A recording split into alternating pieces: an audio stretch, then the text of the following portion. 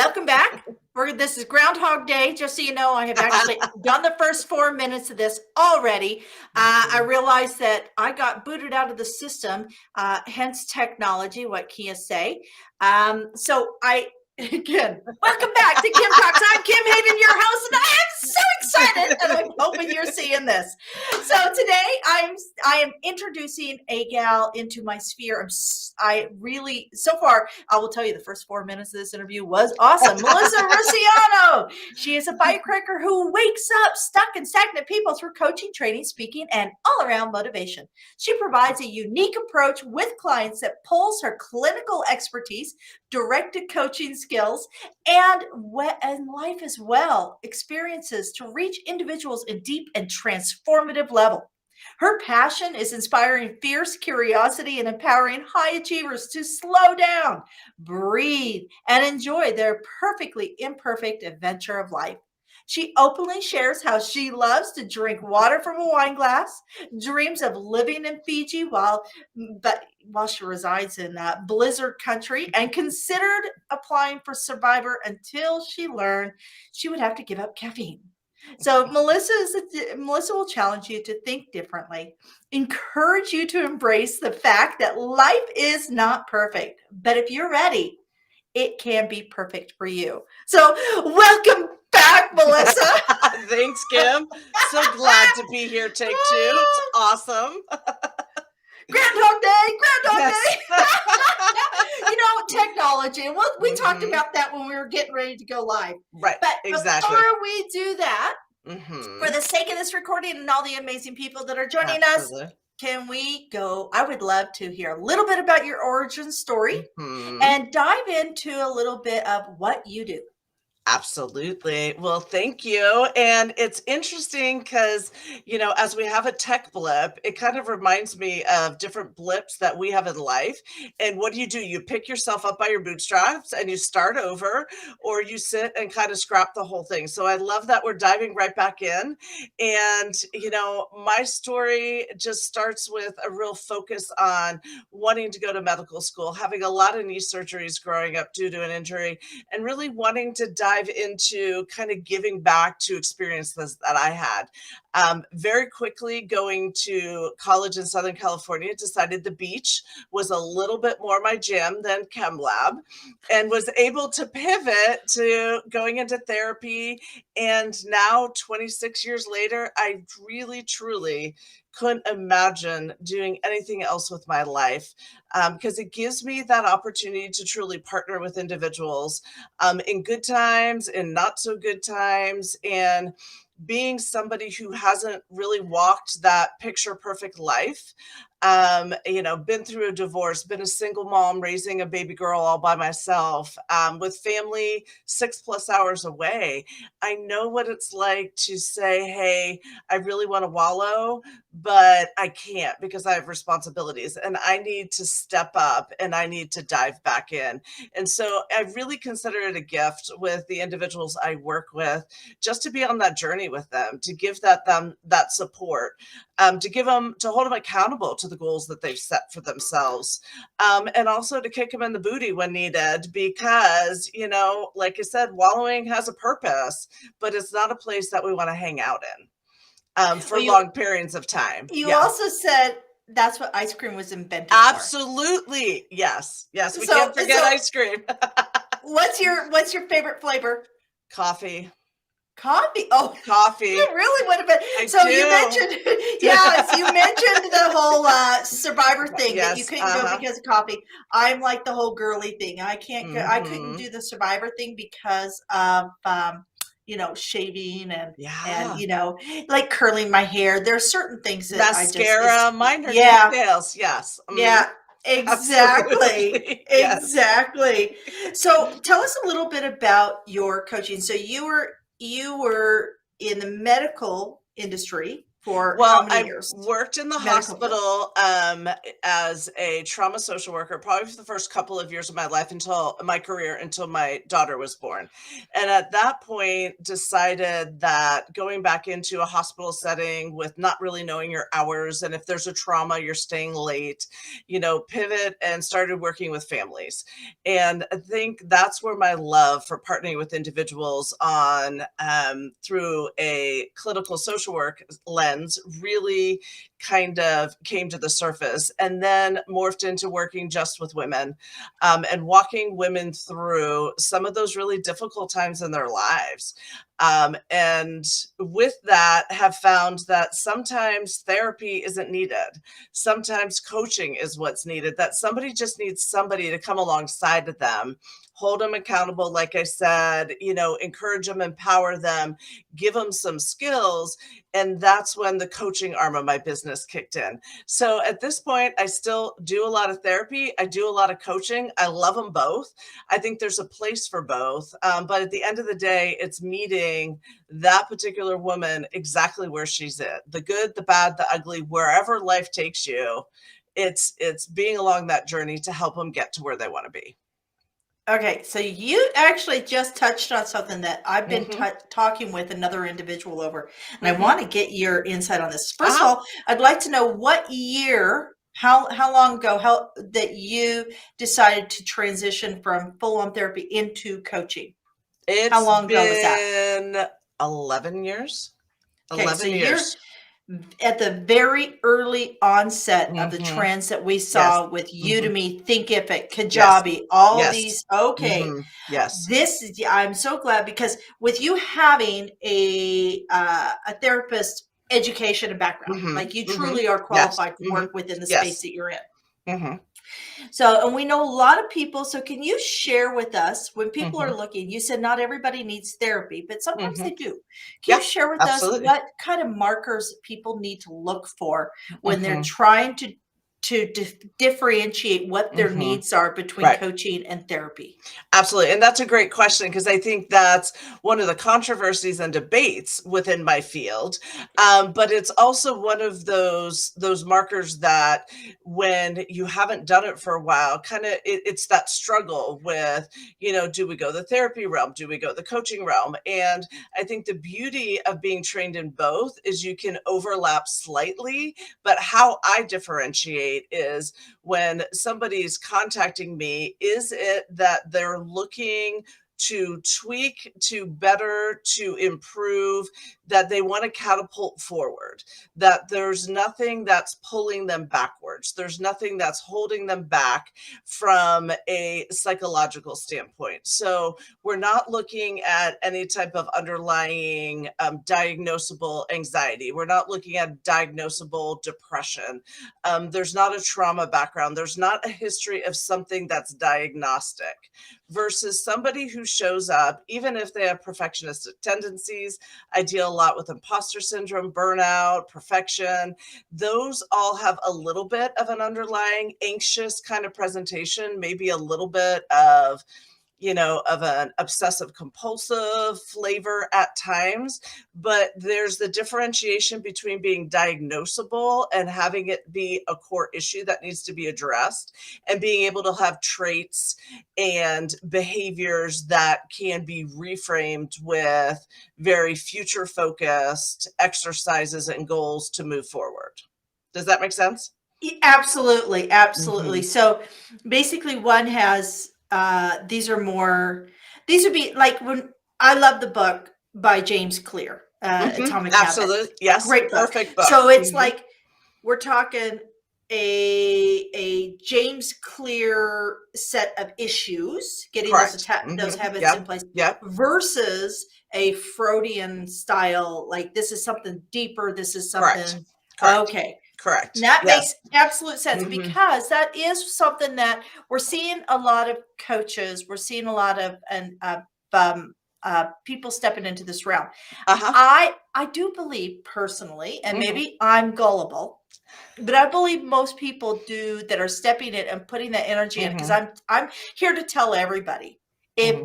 if you're launching something online. It's Mhm. not just, and you're putting actually all the bricks and mortar, virtual Mhm. bricks and Right. mortar in place. Mhm. It's not easy. It's not cheap.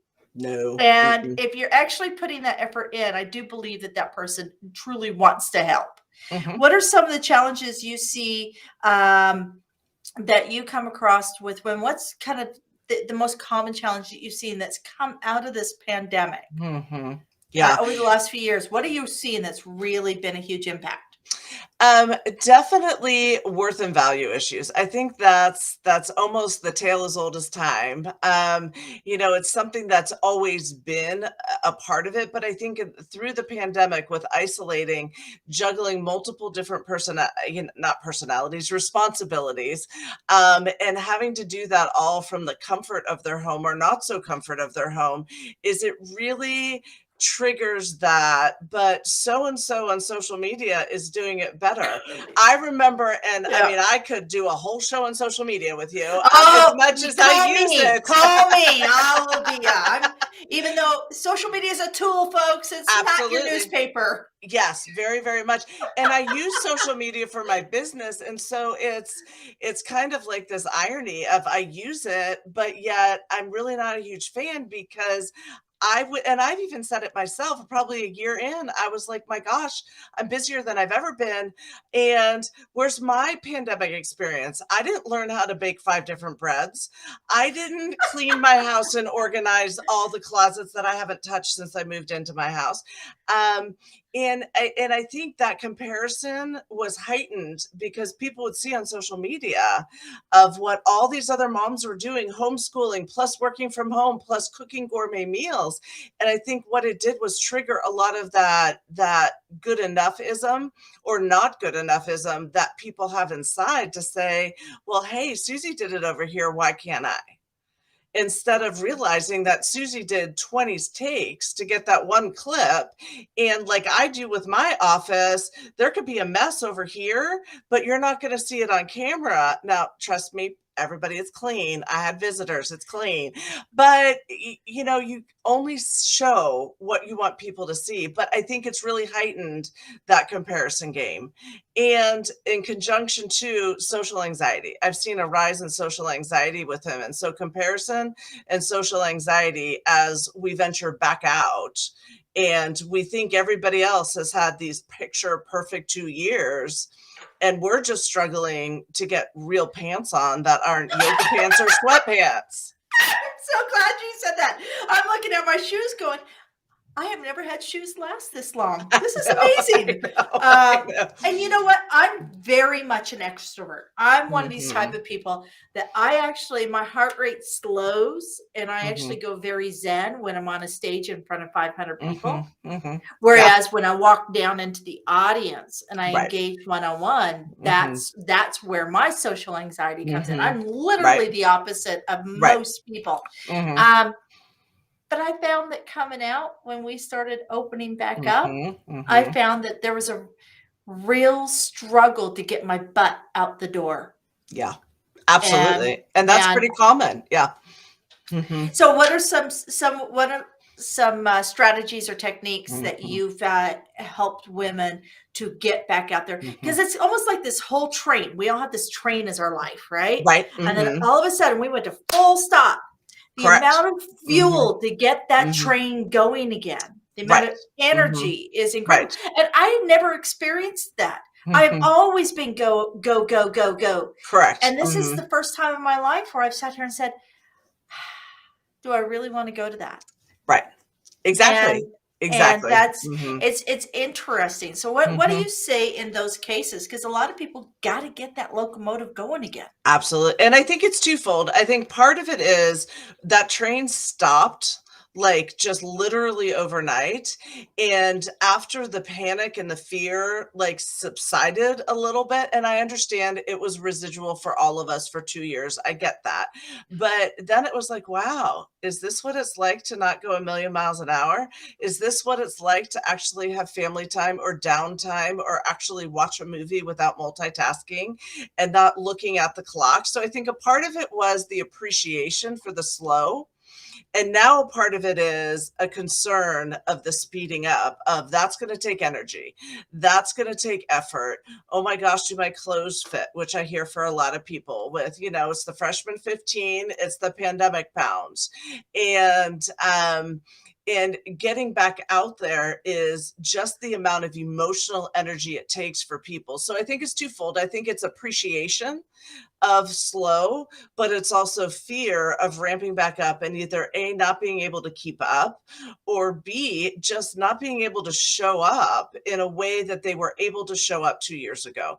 Whether that's because they're reevaluating, whether that's because they've gained weight, or they've just lost that confidence for a multitude of reasons. Comparisons, a lot of relationships failed, didn't survive quarantine. Yeah. Yeah. I'm still married, and he's not buried in the backyard. There so you I'm go. That's a bonus. Winner, Yes. winner. Yes. Now here in Canada, I wouldn't even attempt to dig up the backyard. But I understand. So everything you talked about, what's really fascinating is now we're going in, we have a compounded effect here of inflation. So we have that slow down and the appreciation of slower. Right. And pinching pennies, not spending the money on gas, not spending the money going out, not spending the money on pants. So we were able to, a lot of people were actually able to reduce their spending during the pandemic because we eliminated a lot of excess engagement. But now we have in, what was it, January, February, a 7.5% inflation rate, which means if a household used to, before the pandemic, do $80,000 a year, means that household now needs to make close to $500 more per month in order to offset inflation. Correct. And then we have all these other world issues going on. So knowing that, and knowing that you work with women, what are some of the around strategies with women kind of self-starting, doing businesses? Can you share a little bit of it through your coaching, the women and getting them to go, yeah, that is a good idea. I should launch that, or yes, I should execute that. Can you share a little bit as to how each woman out there can find $500 more a month in order to offset inflation? Right. Yes. And it's where there's a will, there's a way. And I am such a huge fan, like the biggest cheerleader for female entrepreneurs, for anybody, but especially women wanting to launch what they're passionate about. And a lot of women who are going into business are going into business because they identified a need, whether it be in their life or in their friends' lives, or because they're super passionate about something. And when you're passionate about something, that I'm like, dive in, come on, let's go. Like, I'm going to be your biggest cheerleader on the sidelines, because there's always a way to create $500 more in your budget. And so before some of the listeners roll their eyes and say, okay, Melissa, maybe in your budget world, but not in my budget world. Sometimes you have to get super creative. Sometimes your choices aren't fabulous and ideal, but it's taking a look at, and one of the exercises I do with anybody I work with, therapy or coaching, is what are your core values? What defines you as a person? Who are you at the core? And when you look at those core values and you apply it to finances, it's pretty fascinating what you see, because a lot of people, myself included, when I first looked at my budget, was like, wow, my budget doesn't really reflect my core values. So either my budget's off and I really need to sort of evaluate that and kind of figure out where my money's being funneled, or my core values are off. And that's never the case. Your core values are what makes you who you are. But when you align with those core values, you get the energy, you have the stamina, you have the authentic sense of who you are at the core, that's going to catapult you to find a way to shave $500 off your budget so that you can continue to leave in, dive in, and launch that business. It's your passion project. Absolutely. And I do believe, so Forbes put out an article in 2019 that stated that the online coaching edutainment, education, and mentorship Mhm. space Yeah. globally, Mhm. generated $117 billion Mhm. that Mhm. year. And they were predicting by 2025, $350 billion. Mhm. However, this is before the pandemic. Right. Mhm.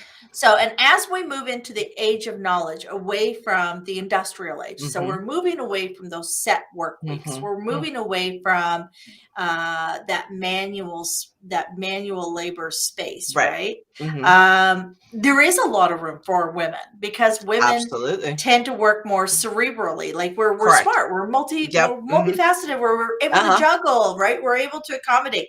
Men are great for see a fire, run in, put it Mhm. out, right? Put the fire out, run out. And, Yes. and I'm a mother of two boys and married Mhm. for 27 years. Uh, um, this is not to belittle or negate men's Correct. roles. Correct. However, we're seeing more and more women come into medicine as doctors because it's Yes. that multifaceted opportunity. And we're seeing more Correct. men stepping into the nursing role because that Mhm. is a singular focused task, right? So it really Exactly. is, Mhm. it is fascinating. So what are your top three kind of things you think every woman should do when they're reevaluating where they're at, like Mhm. business wise, that when they're Mhm. just taking that step back, going, Mhm. do I Mhm. really want to return to the office? Do I really Mhm. want to do this? And we're seeing this a Mhm. lot, especially for Mhm. women over 40. Right. What are the top three things you tell them to stop and do? First and foremost, if you haven't done your core values, do your core values. To really lean in and figure out, okay, what makes me tick? Does it make me tick to show up at the office, or was that just a paycheck? What is it that really defines who I am at the core? So first and foremost, what are your core value? Secondly, where do you derive your energy from? And if you derive your energy from creating a product, from having performance evaluations, from showing up and doing the 9 to 5, okay, great. If that's what drains your energy, well, then we need to reevaluate and figure out, where is your energy coming from? And thirdly, where's your passion?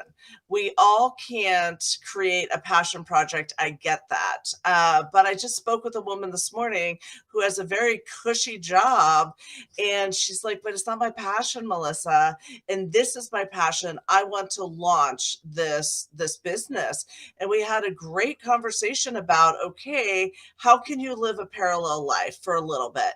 Really lean into the business opportunity, start doing investigation, talking to people, developing a business plan, creating that dream to determine, can this dream become my funding source, or is this dream going to be a side project? So core values, energy drainers, and really identifying what are you passionate about? We're all passionate about something.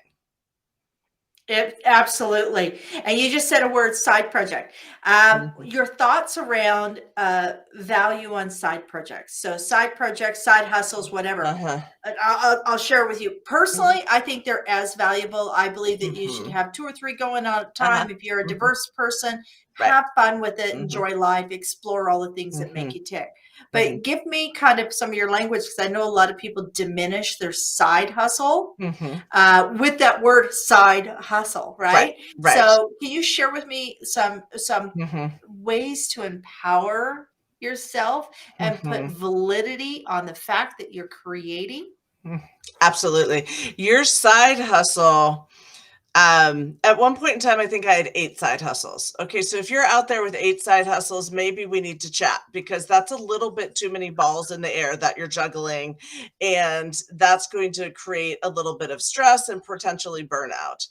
Therapy was my side hustle 14 years ago. It was my side hustle. I was an executive for a social service agency. I would oversee therapists. I did some therapy on the side because I love it and I enjoyed it, until I was ready to take the leap. And so your side hustle, whereas it can be diminished, a lot of people find their passion in their side hustle. And sometimes that side hustle then becomes their full-time gig. When you're ready to take the leap, when you're ready to jump, when you're ready to go all in and say, this is who I am and this is what my purpose is, then your side hustle is no longer on the side. But if for whatever reason it can't make enough money, you need the benefits, is what I hear from a lot of folks. You need the benefit package. You're raising a family, 100% get it. But the side hustle is, if that's what fuels your soul, if that's what gives you purpose, meaning, happiness in life, I say bring it on. But this was my side hustle, and now it's my full-time gig. And I have zero regrets. Oh, and you can tell because you come across very concise. There's a lot, you listen to a lot of coaches and they'll say something and then literally 4 sentences later, you got I a know. puppy? I was just going to say, as my puppy wants to Let me join see us, your he was puppy. hiding. Oh, we gotta see the puppy. Sorry, puppy moment. Puppers. What's his name? Marlo. Can you say hi? Milo. You say hi. Do you want to say hi? Oh, He I was love puppies. hiding. Sorry about that. No, that's all right. How old is Marlo? Marlo is 8 and his big brother Max is upstairs and he is 10. Ah, good puppies. And what type of puppy is that? He is a Yorkie poo, and the big guy upstairs is a Labradoodle. So we have designer dogs because my daughter has asthma, so they don't shed, and I don't have to worry about fur everywhere, and they're delightful. And this one's a ham. So It's the don't shed that has me. We have this yes. dog that is the Houdini of dogs. It's a Australian sheep herding, black and white. Looks like one of those cow dogs. Uh-huh. And this dog has the innate ability. They can walk through a room, and wherever you are, if you're wearing black, it will leave white hair. Yes. And if you're wearing white, it will leave black hair. And you could be literally 2 rooms away and you will still get hair from this dog. Our videographer, who's hilarious, would walk in and say, Gizmo is everywhere. That's the dog's name, is Gizmo. So, but he's my husband's best friend. So I keep going, I'm getting rid of Gizmo. My husband's like, that's my dog. It's like, okay, we'll let you keep the dog. Yes. I love you dearly. You get to keep the dog. So when we talk husbands, getting rid of one. So I have been in this space, and it's crazy. The demographics, both financially, standard of living, everything around divorce. It is really brutal. Like it is unbelievable.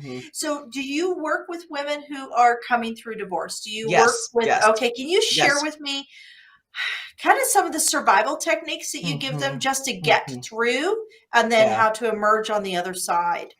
Yes, and since the population that I work a lot with are overachiever, high achievers, so on paper they have all this success, but personally their life is imploded. It really comes with a lot of shame and a lot of sense of failure. Even if they're the ones who initiated the divorce, it comes with the shame and the failure.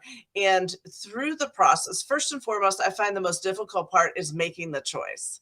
Do I stay, even though it's unhealthy, it's a poor role modeling for the kids, I'm not happy, we're roommates, all we do is fight, whatever the reason is, leading up to saying, okay, this is what is healthiest and best for me, or this is my choice. That sometimes is the most difficult portion for a woman to know what they're about to walk into, even if they are the financial breadwinner and finances aren't the concern like they are for a lot of women. Stepping up, telling family and friends, letting colleagues know, informing your significant other. That is where a lot of the difficulty comes in. And then through that process is reminding them of their why. Why is it that you chose to go this route? Why is it that you decided that this relationship isn't working? And to be able to work through the concept of shame and failure and still the ability to function. Because life could stop. You could crawl into bed with that pint of coffee ice cream and never leave. But the reality is life still needs to go on. You still need to show up for the people in your life and for your job. And so the initial part is going through that. What do I do? How do I manage? What is my decision? And then once that decision's made, addressing shame and failure and really giving them the support they need as you go through the roller coaster of the legal system to, legally, financially, logistically detach from this person that you thought you were going to spend forever with.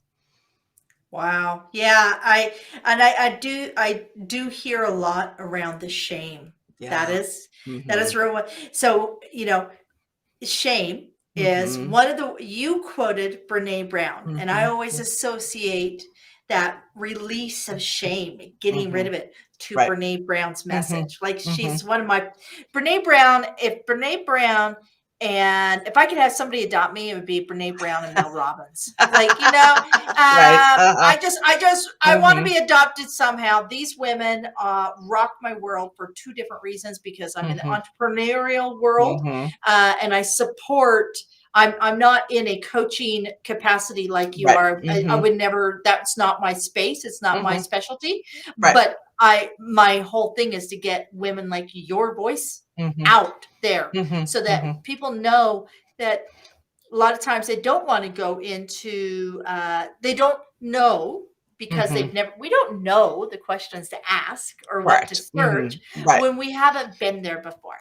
So Right. a lot of women who are dealing with financial stress, Mhm. and they're dealing with shame and fear and Mhm. regret, Mhm. Mhm. going and investing, and it is investment, ladies, Yes. investing in counseling may Mhm. not be their top priority. That's Mhm. sitting down for Right. $200. Right. Whereas doing the coaching, Mhm. at least opens up a door, opens up Right. dialogue, right, and Mhm. gets you Mhm. started, and is Right. far more cost effective.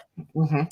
But back to Brene Brown. Mhm. I always ask, what is a quote that moves you? What is a quote that you come back to? What is a quote that inspires you? Can you share with us the quote that you gave, or any quote that Mhm. really, and it may have changed between the time you filled out your form and the time that you sit down. What is, Yeah. and because we're Yeah. women, Right. we have the Absolutely. it's our prerogative. Right. We can Mhm. We change, can right? change. We Yes. can change. Yeah, and I think one of the greatest gifts that I was given is Brene Brown in the Daring Way has a certified facilitator training that doesn't exist any longer. But I was lucky enough to be able to go through the certification process, and so I joke with some of my clients that I speak Brene Brown fluently, even though I think if I were seated across from her, I would probably not be able to speak very much at all. And I'm not a fangirl. And, but with her, one of my most favorite quotes is that if you are not in the arena getting your booty kicked. Of course, she uses a different language, but if you're not in the arena getting your booty kicked, I'm not interested in your feedback. And I think as women, when we're going through difficult times and we're making choices and really excelling or feeling like we're failing, it's all about, well, what does my friend say? What does my family say? What does my brother say? What does my boss say? What do my kids think? And really, truly, at the end of the day, if you're not walking through fire with me, then I don't care if you like me, hate me, want nothing to do with me. And I think that's a concept I wish more women would embrace, that you have your tribe, you have your circle, you have your people. But your worth and value should not be derived on people outside of that circle. Absolutely, absolutely. I absolutely. Hmm. And it's digging deep, finding that Right. worth, and just holding Hmm. on to it. You Exactly. need to be like, Hmm. what was that? What was the character on Lord of the Rings? Everybody always Hmm. Gollum. Yes. My Yeah. pretty, my Hmm. pretty. I'm Hmm. such a nerd, Yeah. but yeah, Uh-huh. my It's pretty. true. Uh, I want to close this out with one kind of final question. I want you to share with me Mhm, your passion around why women, mhm, right? Because mhm, statistically, most men will work with male coaches, and mhm, 50% of women will work with male coaches, just mhm, because there's something mhm. about they Right, see the testosterone or whatever as being right, a stronger leader, coach, right. whatever. Mhm. Tell me why women for you. I think that too many women stay small. is they take whatever life's dealt them, whatever curveballs they've thrown, and they shrink and they stay small and either look to a male figure or look elsewhere to delineate their worth, to give them validation. And that's not to say all women look to the opposite gender for that. But one of my quests in life, to use that word, is that I want to empower women to say, you can be feminine, you can be beautiful, you can be soft, but you can also have a backbone to stand up, show up, and own your worth and value. And you don't have to have anybody else in your circle to be able to step into that space and own whatever that is that you want. And I am just very committed to really pouring into women and empowering them to be able to develop their own backbone, to get their voice in whatever arena they're in, so that they can be the person that they want to be and that they thrive. And they're not staying small, is that you can show up and just be you. Quirky, Amazing, imperfect you, and rock whatever it is you want to tackle. absolutely. And on that, we're going to actually wrap here because that is a perfect closing. Remember, ladies, progress over perfection, because the definition of perfection is that there's nowhere left to go. And Absolutely. when I will be perfect the day I hit the grave. And until then, I'm a work in progress, messy and imperfect. So, Melissa, where can we find you? If somebody's listening to you and they know that you are the gal to help them with something or just wants to connect, where can they find you? Absolutely. I am on Facebook, Instagram. My website is melissarussiano.com. And all of my Facebook and LinkedIn and Instagram handles have my name. So Melissa Russiano, just do a Google search, you'll find me. I would love to talk with anybody who just needs a little bit of encouragement to be able to start that career, start that business, or just start living their life. Amazing. Well, Melissa, as I kick my desk, and earthquake. Ah! Okay, Melissa, thank you so much for sharing your time. And I want to thank every person who takes time, be it with us on the live stream, through the podcast, or 10 years down the road. When you dig this up, you shake it out and go, wow, this is what I needed to hear today. I want to thank you for your time, because your time is valuable. And just remember that it is a non-renewable resource. So I do thank you for sharing it.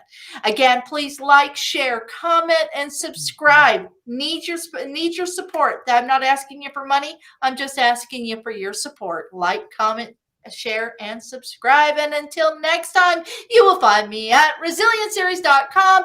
And that's a /Kim-Talks.podcast. Or you can just go kimtalks.club. And I'll talk to you all soon. Bye for now. Thank you.